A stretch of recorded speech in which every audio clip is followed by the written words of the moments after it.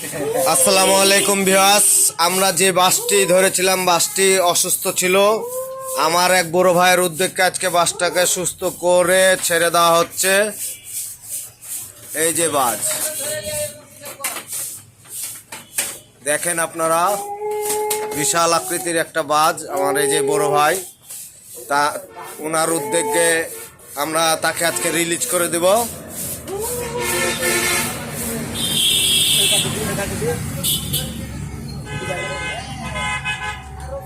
কিভাবে ধরেছিস? ধরেছিসটা কিভাবে? ধরেছিস? মারেন না গো, ধরেছিস কিভাবে তুই? থাক থাক, হ্যাঁ, ধর। কষ্ট দিও না তোমরা।